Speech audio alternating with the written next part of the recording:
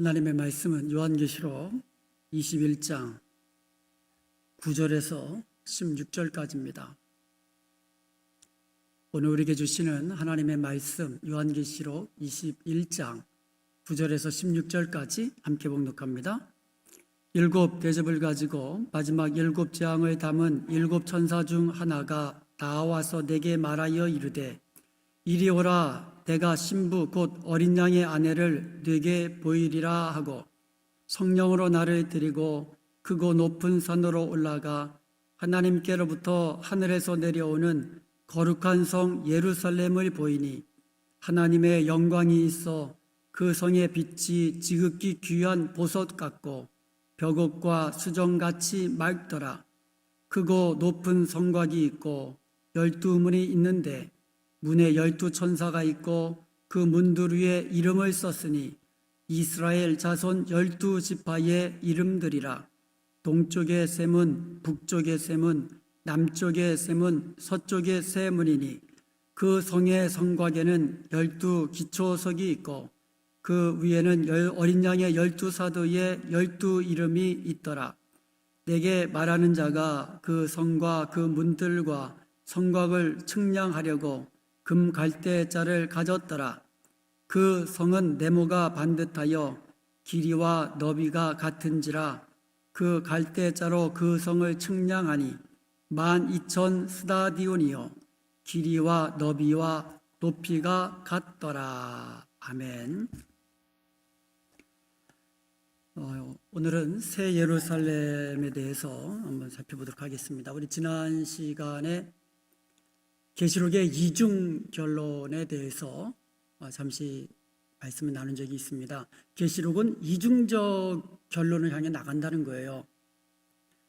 계시록 17장부터는요, 바벨론 멸망에서 이어지는 최후 심판을 이야기하고 있어요. 그리고 오늘 본문부터 22장 5절까지는 새 예루살렘에 대해서 말씀하고 있습니다. 새 예루살렘은 성도들, 구원받은 성도들이 새 하늘과 새 땅에서 누릴 바로 그 새 예루살렘에 대해서 이제 이야기하고 있는 겁니다. 이렇게 둘로 나뉜다 그랬어요. 그래서 믿는 자는 새 하늘과 새 땅에서, 그리고 새 예루살렘에서 영원토록 영원한 생명을 누리며 풍성한 주님과의 영원한 교제를 누리는 것. 그렇지만 불신자들, 또 악한 자들, 이들은 둘째 사망의 해를 당하고 또 불못에서 영원토록 고통당하는 최후 심판으로 이어지는 이와 같은 이중적 결론. 그래서 첫 번째 결론은 우리가 이미 다 마쳤습니다. 그래서 이번에는 성도들의 마지막 결론에 대해서 살펴보도록 하겠습니다. 새 예루살렘이 이제 등장을 하는데요. 9절에 보니까 먼저 어린 양의 신부인 아내를 보여주십니다. 9절 말씀을 다시 보니까 일곱 대접을 가지고 마지막 일곱 재앙을 담은 일곱 천사 중 하나가 나와서 내게 말하여 이르되 이리 오라, 내가 신부 곧 어린 양의 아내를 내게 보이리라. 여태까지는 어린 양의 신부라고 이야기했어요. 그런데 호칭이 바뀌고 있어요. 어린 양의 아내로 바뀌었어요. 신부가 아내로 바뀐 겁니다. 이건 아주 중요한 의미가 있지요. 다시 말씀드리면 천국 입성 자체가 어린 양의 혼인 예식과 같은 의미로 볼 수 있다는 거예요. 어린 양의 혼인잔치 기일이 가까웠다고 선포했는데 정작 어린 양의 혼인잔치는 성경에 나와 있지 않아요. 그런데 호칭이 바뀌고 있어요. 어린 양의 신부에서 어린 양의 아내로 결혼식을 했다는 얘기잖아요, 이미. 그러니까 천국 입성 자체가 어린 양의 혼인 잔치로 이제 볼 수 있다고 이제 볼 수 있기 때문에 호칭을 이렇게 바꿔 불렀던 것입니다. 그리고 10절에 보니까는요, 하나님께로부터 하늘에서 내려오는 거룩한 성 새 예루살렘을 보여주십니다. 자, 10절 말씀 보니까 성령으로 나를 데리고 크고 높은 산을 올라가 하나님께로부터 하늘에서 내려오는 거룩한 성 예루살렘을 보이니, 여기에 보니까는요 하나님께로부터 하늘에서 내려오는 새 예루살렘이라고 그랬어요. 성경에 보면은 새 예루살렘을 설명할 때는 항상 하늘로부터, 하나님께로부터라고 이야기를 합니다. 계시록 3장 12절에도 보면은요, 하나님의 성, 곧 하늘에서 내 하나님께로부터 내려오는 새 예루살렘이라고 말하고 있어요. 계시록 21장 2절에도 또 내가 보매 거룩한 성 새 예루살렘이 하나님께로부터 하늘에서 내려오니 그 준비한 것이 신부가 남편을 위하여 단장한 것 같더라 이렇게 되어 있어요.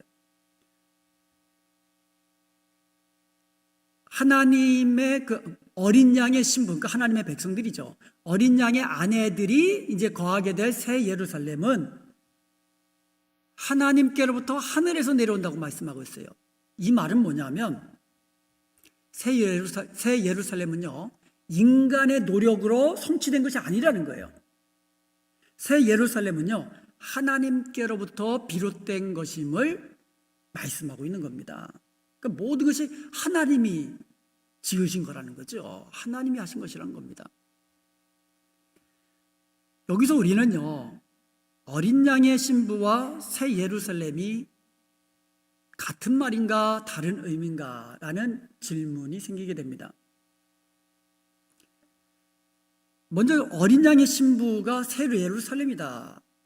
새 예루살렘은 어린 양의 신부로 볼 수도 있고 또 다른 것으로도 볼 수 있어요. 그러면 같이 보는 견해가 있는데 이것은 어디에 근거했냐면 1절에 보면 내가 어린 양의 신부를 네게 보이리라 그랬어요. 그러니까 어린 양의 신부를 보여주겠다라고 해놓고 2절에서 뭘 보여주셨어요? 거룩한 성 예루살렘의 보인이 그랬거든요. 그러니까 1절에서 내가 너에게 어린 양의 신부를 보여주겠다. 그래놓고 2절에 새 예루살렘이 보이니. 그러므로 어린 양의 신부와 새 예루살렘은 동일한 거다라고 주장하는 사람들이 있어요. 이렇게 해석할 수도 있어요. 그래서 우리가요, 새 예루살렘 이제 앞으로 나오겠지만 새 예루살렘은요 대단히 영광스러워요. 완전히 그냥 보석으로 장식이 돼 있어요. 실제로 새 예루살렘 천국이 뭐 보석으로 장식되었다 그런 의미가 아니죠. 우리가 인간들이 볼 때에 가장 아름다운 것, 가장 영광스러운 것, 이러한 것들을 보여주시는 거예요. 우리가 이제 갈 그곳이 그렇게 영광스럽다는 걸 보여주시는 거예요. 그러므로 어린 양의 신부인 하나님의 백성인 교회가 그렇게 영광을 얻는다는 게 천국에서 그것을 이제 보여주고 있다는 거죠. 그렇지만 다르다고 주장하는 그런 견해가 있습니다. 새 예루살렘은요, 교회가 거하게 될 처소, 즉 천국을 의미한다라고 주장하는 그와 같은 견해가 있어요. 하나님의 백성이 거할 천국이 새 예루살렘이다. 이렇게 본다면 하나님의 백성인 교회가 이 천국의 천국은 너무너무 영광스러운 것이거든요. 그렇게 해석이 된다는 얘기죠. 둘 다 해석이 가능하다는 얘기입니다. 만약에 새 예루살렘과 어린 양의 신부가 같다고 그런다면 바로 우리가 그렇게 영광을 얻는 거고, 우리가 영광을 얻는 거고, 그리고 이 새 예루살렘이 하나님의 백성인 교회가 어린 양의 신부된 하나님의 백성들이 거할 처소다, 천국이다라고 해석한다면 우리가 거할 천국은 너무너무 영광스러운 것이라는 거예요. 뭐 둘 다 해석하면 더 좋죠, 그죠? 양쪽 다 취하면 우리도 영광스럽고 우리가 거할 천국도 영광스러운 것이다. 뭐 이렇게도 볼 수가 있겠지만 둘 다 해석이 가능하다는 것이죠. 그리고 나서 새 예루살렘의 모습과 구조를 우리에게 설명해 주고 있어요. 새 예루살렘은 이러한 구조로 되어 있다. 첫 번째로 새 예루살렘은요, 하나님의 영광이 있다라고 해요. 하나님의 영광이 있다. 11절에 보니까는요, 하나님의 영광이 있어 그 성의 빛이 지극히 귀한 보석 같고 벼국과 수정같이 막더라 그랬거든요. 하나님의 영광이 있다라는 거예요. 뭐 여기 나와 있는 보석 이름 저는 뭐 아는 보석이 별로 없어요. 그렇지만 그것은 전부 다 뭐예요? 영광을 설명하고 있는 거예요. 이렇게 영광스럽고 이렇게 빛나는 곳이라는 거예요. 23절에 보면은요, 그 성은 해와 달의 비침이 쓸데없으니 이는 하나님의 영광이 비치고 어린 양이 그 등불이 되심이라 말씀하고 있어요. 그러므로 거룩한 성, 신령한 교회, 새 예루살렘, 하나님의 영광이 있는 곳이라는 거죠. 하나님의 교회가 거할 천국, 하나님의 영광이 있는 곳이라는 겁니다. 어떻게 해석해도 괜찮다 그랬습니다. 그리고 그 새 예루살렘 성벽은 크고 높다, 이렇게 크고 높다. 12절에 보니까 크고 높은 성벽이 있고 그랬어요. 그러니까 새 예루살렘이 있는데, 성이 있는데 그 성벽은 크고 높다 이렇게 돼 있어요. 그러면서 17절에 보니까 그 성곽을 측량하며 144 규빗이니 그랬거든요. 144 규빗이라는 거예요. 그 성벽의 높이가 144 규빗이라는 겁니다. 144 규빗이라 그러면 약 70m 정도 돼요. 70m. 그러니까 이게 실제로 새 예루살렘 이 성벽이 70m다? 그런 의미가 아니에요. 여러분, 144 규빗, 144는 떠오르는 거 있죠? 12 곱하기 12. 여러분, 12 곱하기 12가 여러 번 나왔어요. 14만 4천도 나왔고요. 자, 12. 이 12 곱하기 12는요, 구약의 약속으로서의 교회. 그것은 12지파로 대표되잖아요. 그리고 신약은 성취로서의 교회, 12사도로 대표되는 거예요. 그래서 12 곱해서 144가 되는 거예요.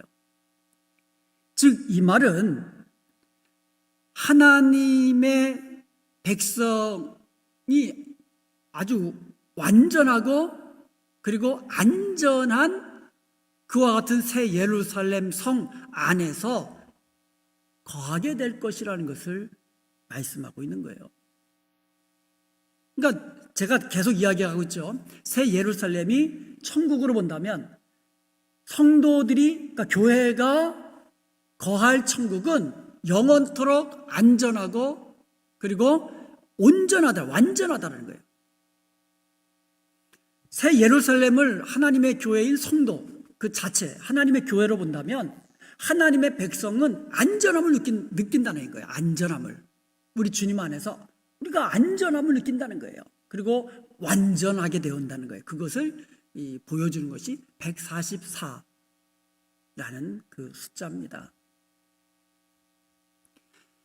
이것은요, 제가 다시 좀 더 설명을 드리겠습니다. 조금 후에. 그리고 새 예루살렘은요, 12문을 가지고 있어요. 12문. 12절에 보니까는요, 12문을 가지고 있다고 그랬어요. 크고 높은 성곽이 있고 12문이 있는데 그랬어요. 그리고 21장 21절에 보면은요, 그 12문은 12진주니 각 문마다 한 개의 진주로 되어 있고 그랬어요. 새 예루살렘은요, 동서남북으로 3개의 문을 가지고 있어요. 그럼 12개의 문을 가지고 있어요. 근데 그 12개의 문은 12진주, 그 문 전체가 한 개의 진주로 되어 있어요. 그래서 우리가 진주문이라고 그러잖아요. 12진주문이라고 말하잖아요. 새 예루살렘은 12진주문이다. 바로 여기서 나온 거예요. 그러니까 12개의 문이 있는데 그 문마다 진주로 되어 있어요. 한 개의 진주. 그러니까 완전히 와, 진주가 얼마나 크면은. 이것은요, 구약의 에스겔서 48장에 이미 예언되어 있어요. 그 배경이 에스겔서 48장에 있습니다. 에스겔서 48장은요, 유다 백성이 바벨론에게 멸망해서 포로로 끌려갑니다. 그런데 그 포로로 끌려간 유다가 다시 회복될 것을 예언하고 있어요. 다시 회복되어 하나님의 공동체로 회복되는데 크게 두 가지를 이야기하고 있어요. 회복된 이스라엘 공동체, 하나님의 백성의 공동체는 두 가지를 가지고 있어요. 첫 번째로 땅 분배, 땅을 다시 분배합니다. 여러분 가나안 땅에 들어갔을 때에 12지파에게 땅을 분배했잖아요.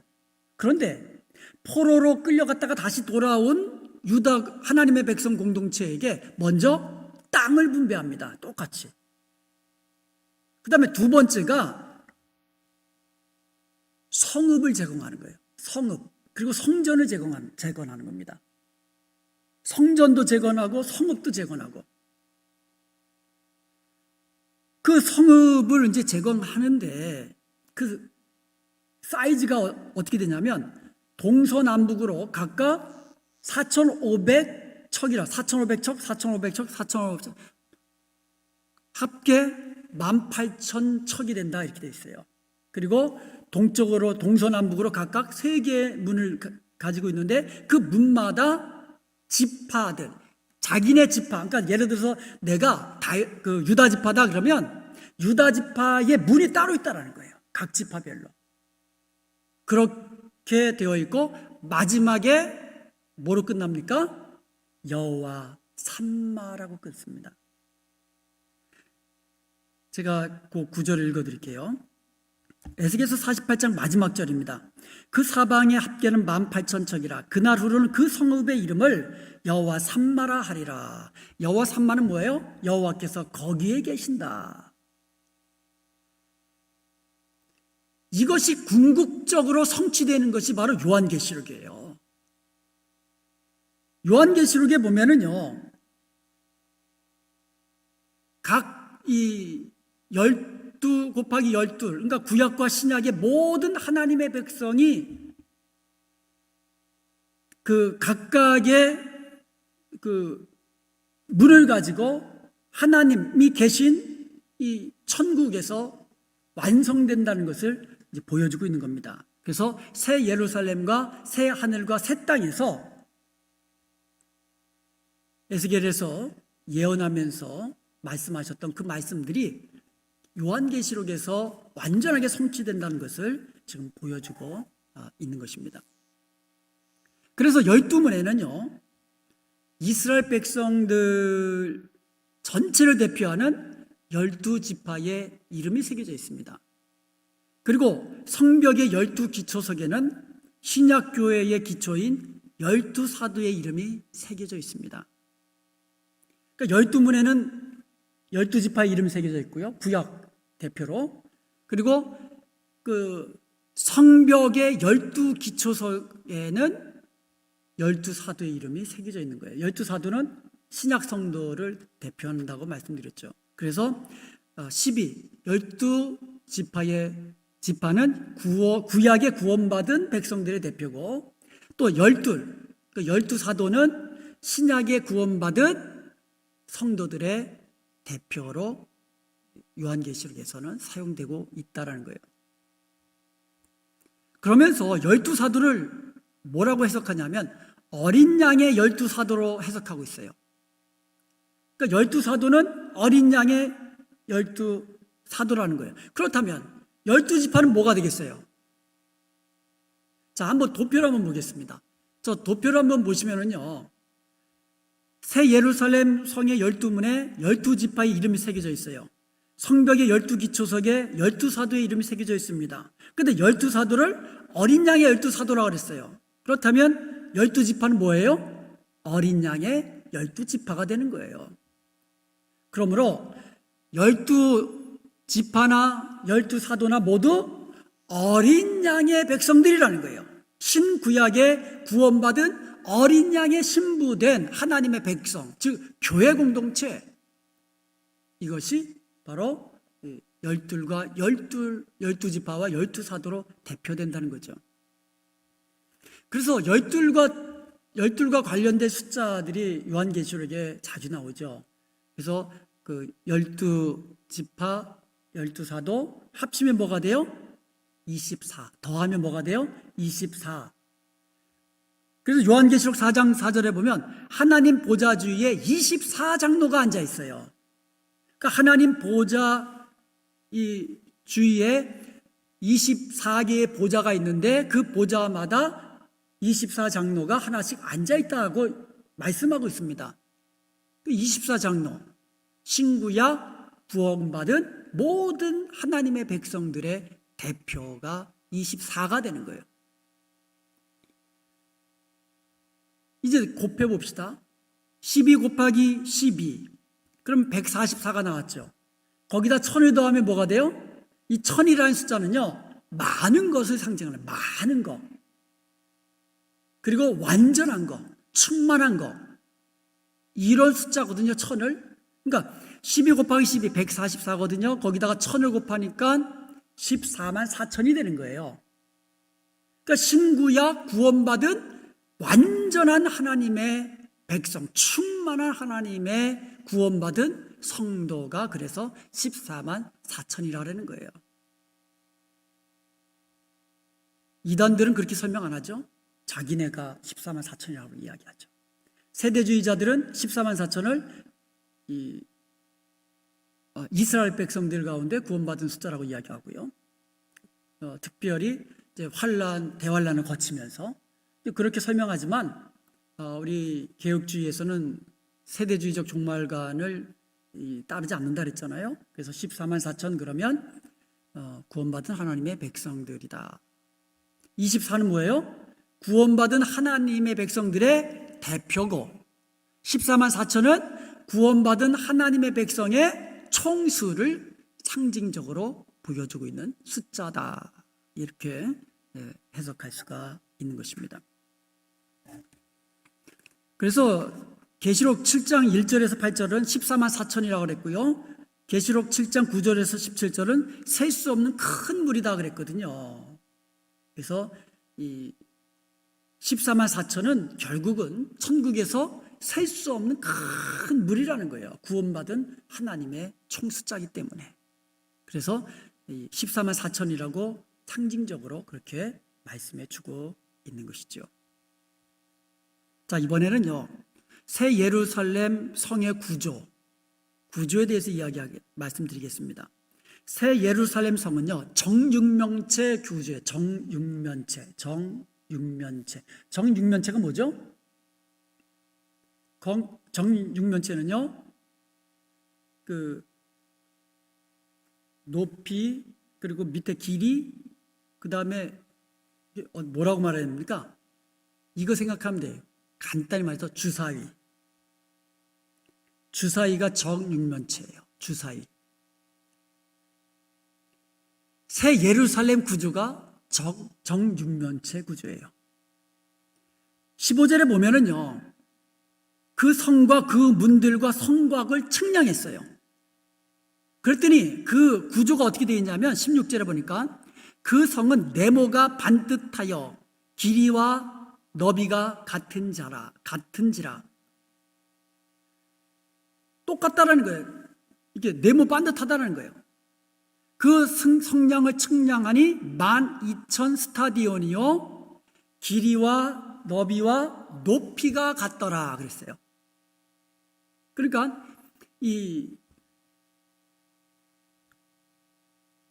여기하고 높이하고 다 똑같이 몇이라고요? 12,000 스타디온이다. 길이와 너비와 높이 다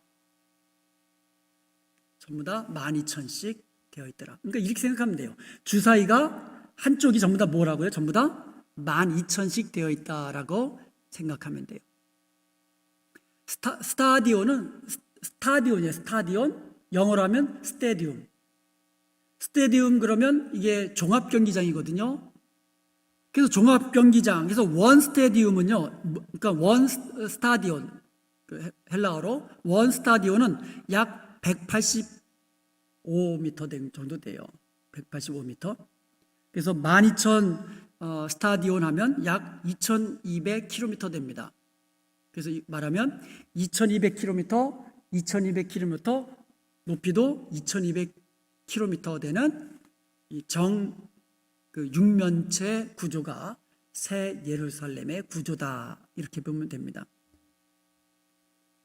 그러면 또 진짜 뭐 12,000 스테디움, 그러니까 진짜로 2200km, 2200km, 뭐 2200km 그거 생각하고 계시진 않겠죠? 이 12,000 스테디움이라고 했잖아요. 12,000 스테디움. 12,000은 뭐예요? 12 곱하기 1000이에요. 그래서 1000은 뭐라 그랬어요?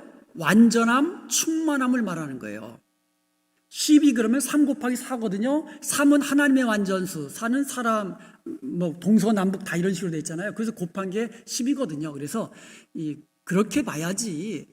실제로 천국이 뭐 12,000 스타디움, 11,000 스타디움 그렇게 보는 것보다도 여기서는 전부 다 일관성이 있거든요. 계시록에 나와 있는 숫자는 일관성이 있거든요. 그래서 12,000 스타디움이라는 것은 12 곱하기 1000이거든요.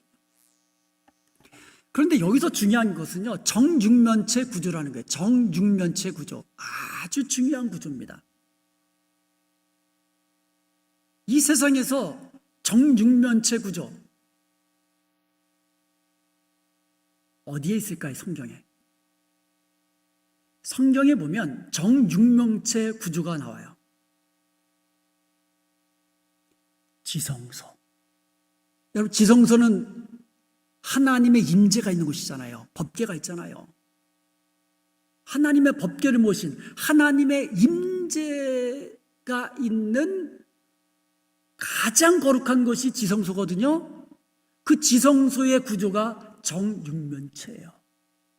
그래서 지성소는요, 이 길이와 넓이와 높이가 각각 10규빗인 정육면체예요. 10규빗, 10규빗, 10규빗. 이게 성소의 구조입니다. 나중에 성전을 지을 때는요, 크기를 2배로 늘렸어요.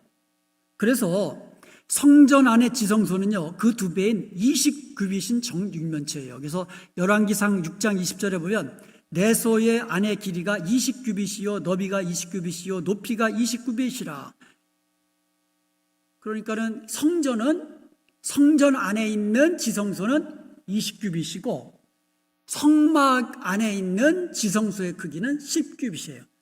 그게 중요한 게 아니라 중요한 게 뭐다? 정육면체다. 하나님의 임재를 나타내는 구조는 정육면체라는 거예요. 지상에서 지성소, 천국에는 새 예루살렘 모두 다 정육면체예요. 하나님의 임재를 상징하는 구조예요. 그런데 놀라운 게 있어요. 에베소서 4장 14절에 보면 이는 우리가 이제부터 어린아이가 되지 아니하고 사람의 속임수와 간사한 유혹에 빠져 온갖 교훈의 풍조에 밀려 요동하지 않게 하려 함이니.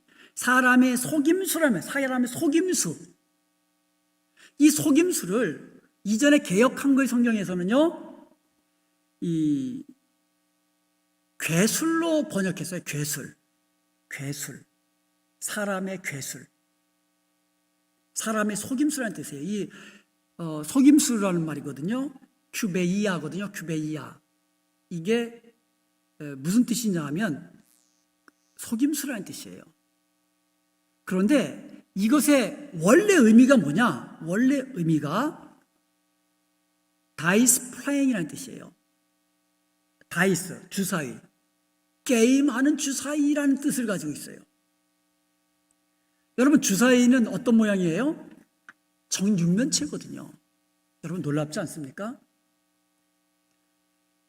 에베소서 6장 11절에 보면 마귀의 괴계를 능히 대적하기 위해 하나님의 전신갑주를 입으라 그랬거든요. 마귀의 괴계.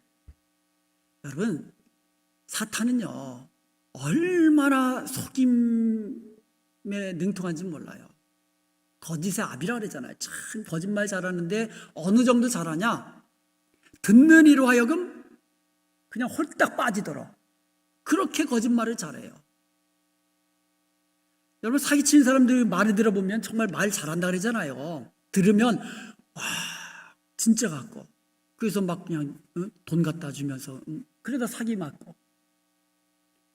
사탄이 그거의 아비예요. 그래서 어느 정도 속이냐면요, 이 하나님의 성경도 해석을요 그럴듯하게 해석을 해. 그럴듯하게. 그래서 이단들이요, 얼마나 그럴듯하게 이것을 해석하는지 이단에 빠지는 사람들이 대부분 교회 다니는 사람들 아닙니까? 그래서 여러분, 이단에 빠진 사람은 제가 보기에는 크게 두 가지 유형이에요. 첫 번째로는 하나님의 말씀을 그냥 대충 하는 거예요. 제대로 알지 못하는 거예요. 두 번째로는 영적으로 교만한 거예요. 그래서 하나님의 음성 직접 듣기 원하고 영적으로 뭔가 신비한 경험을 하기 원하고 그런 사람들이 잘 빠져요. 하나님의 말씀을 옳게 분별하면서 정말 그 말씀대로 순종하면서 신앙생활 하려고 그렇게 정결함과 거룩함을 애쓰고 하나님의 복음을 전하기를 애쓰는 그와 같은 성도들은요, 이미 배불러요.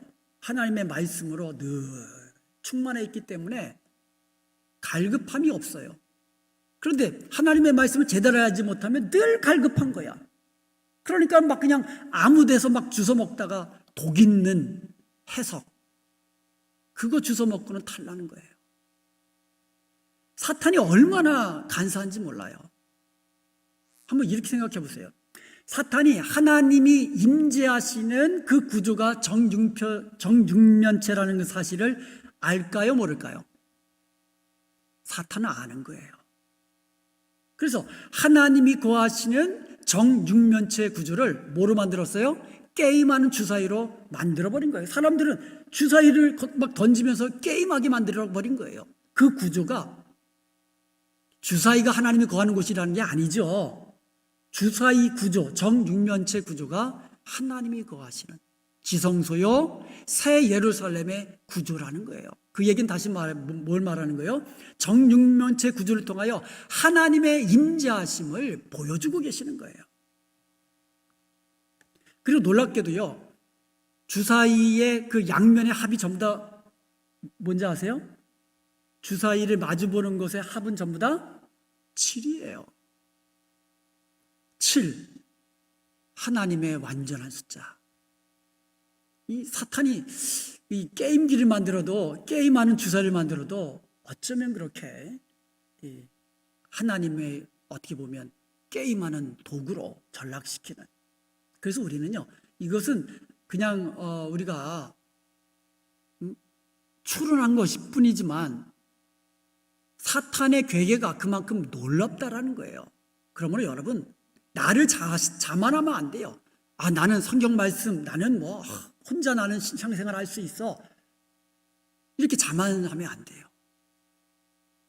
나는 교회에 없어도, 말씀 없어도 난 스스로 말씀 읽으면서 나는 신앙생활 잘할 수 있어.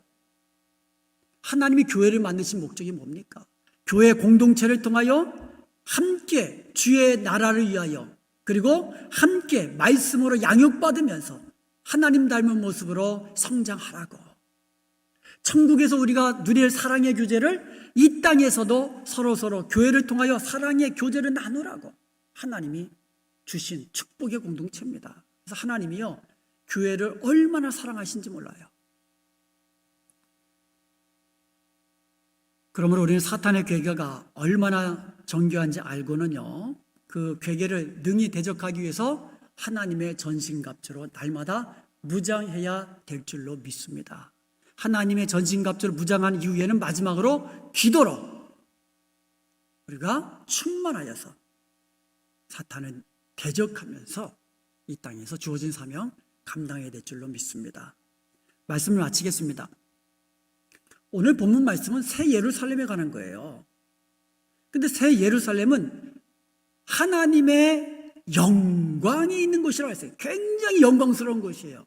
이제 다음 시간에 살펴보겠지만 온갖 종류의 보석들로 그냥 막 장식되어 있어요. 문 하나가 그냥 진주문이라 그랬잖아요. 그만큼 영광스러운 곳입니다. 저와 여러분은 천국에서 이런 영광 누리게 될 것인 것을 믿으시기 바랍니다. 우리는 이런 영광 누릴 사람들이에요. 그러나 이 땅에 있는 교회는요, 사탄의 괴계 아래, 사탄과의 영적 전쟁, 치열한 영적 전쟁을 수행하고 있는 전투하는 교회입니다.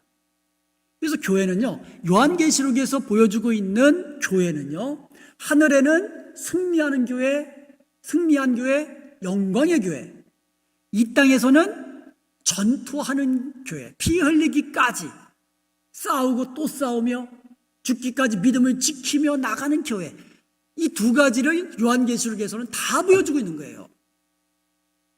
그러므로 우리는 천국에서 영광을 누릴 하나님의 백성이라는 사실을 기억하고 이 땅에서 잠시 잠깐이거든요, 여러분. 잠시 잠깐이에요. 이 땅에서는 사탄과 영적 전쟁에서 이기고 믿음을 지켜서 끝까지 달려갈 길을 다 달리고 어떤 상황 속에서도 비록 고난이 오고 핍박이 오고 심지어 순교의 자리라 할지라도 예수 그리스도의 이름을 배반하지 아니하고 나에게 주어진 그 사명 끝까지 죽도록 충성하면서 무엇보다도 땅끝까지 주의 복음이 전파되는 이 지상 명령에 끝까지 순종하는 저와 여러분이 될 수 있기를, 그래서 천국에서의 영광 함께 누리는 저와 여러분이 될 수 있기를 예수 그리스도의 이름으로 간절히 축원드립니다.